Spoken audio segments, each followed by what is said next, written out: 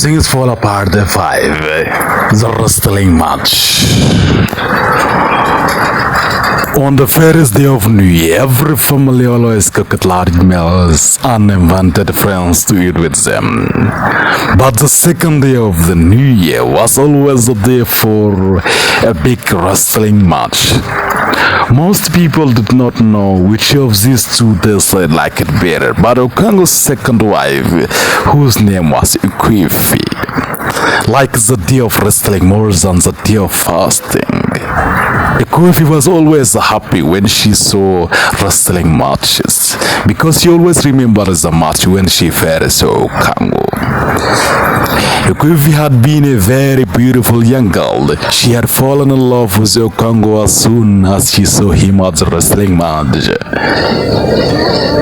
She had not married Okango then because he was too poor. But a few years later, Ikwifi had run away and had gone to live with Okango. All this happened many years ago.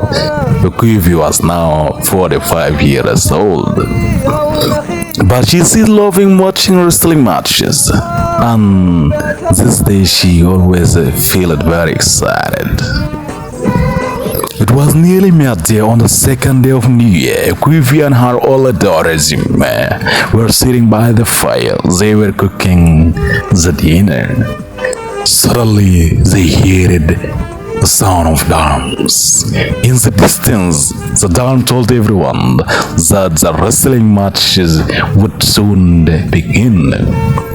The drumming came from the direction of the village playground. The wind brought the sound of the drum to Okango's compound. The drumming was quick and happy. Okango began to move his feet to the beat of drums. Like Ikwifi, Okango became very excited, and Okango and his family walked to the playground. Nearly everybody in the village was there.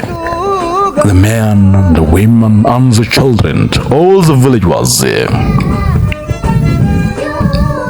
The people stood round in a circle, and the center of the playground was empty. The old men and the important men in the village sat on stools brought by their children. Okango sat on the stool Ikwifi had carried for him. Everybody else was standing up, and the wrestlers were not at the playground yet, and everyone was listening to the drums. There were 3 drums, and they sat in front of the circle of the people who are watching. The 3 men had 7 drums in a long wooden basket. They were beating the drums with the sticks and moving from one drum to another one very quickly. At last, the 2 teams of the wrestlers danced into the circle. The crowd cheered as loud as they could, and they clapped their hands hard together. The noise of drums got louder, and the people pushed forward. They wanted to see everything. The wrestling match started with boys who were 15 or 16 years old. There were all 3 boys in each team. They were not good wrestlers. The first 2 matches were finished very quickly, but the third match made everyone shout with a great joy. One of the boys moved very quickly. He moved so quick that nobody had time to see what was happening. Almost immediately, the other boy was flat on his back on the ground. The crowd jumped up and down and shouted and clapped. They made so much noise that no one could hear the drums being beaten. Okango was so excited that he jumped to his feet and sat down again. 3 young boys ran towards the boy who had won. His name was Maduka, and he was the son of Opriko, Okango's friend. The 3 boys picked Maduka up and carried him on their shoulders through the cheering crowd. Then the drummers stopped and had rest. They wanted to rest before they start off important matches. Their bodies shone with sweat and they were very hot indeed. When the drummers had rested and were ready again, they picked up their sticks and began to drum loudly. It was time for men to wrestle now. The two teams stood facing each other across the immense circle. Then one young man from one team danced across the center of the circle to the other side. He pointed to one person in other team who he wanted to fight. Then the both danced back to the center and came close together to start wrestling. There were 12 men on each side, and each side took intentions to ask another person to fight. The last match was between the two leaders of two teams. These two men were two best wrestlers in all non-village in the movie. Everyone in the crowd wondered which man would win.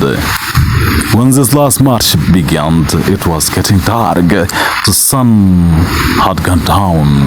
The drummers being beating their drums quickly, and the crowd shouted and cheered as loud as they could.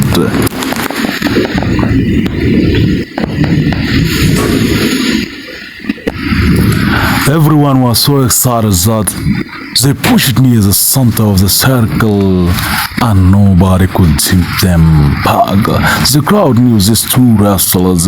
They had seen these two men fight in a wrestling match the year before.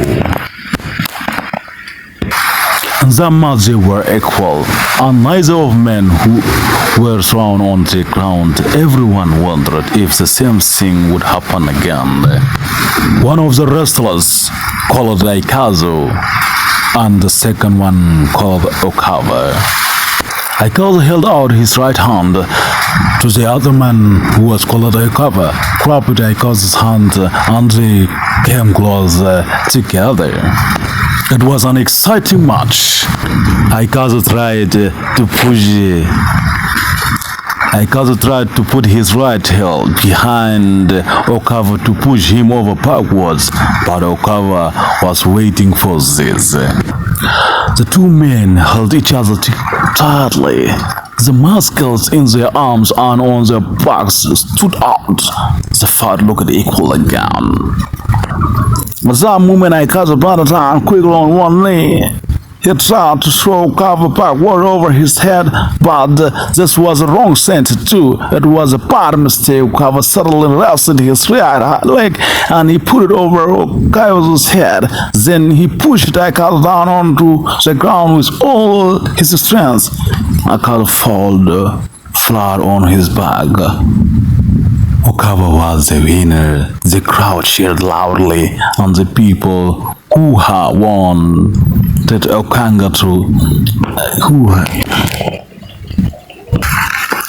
Okawa was the winner. The crowd cheered loudly, and the people who had wanted Okawa to win ran towards him. They picked Okawa up and put him on their shoulders and they carried him home. On the way to their village, they sang happily and the young girls clapped their hands. Everyone was very pleased and they were proud of Okawa. The new year had begun happily for them all.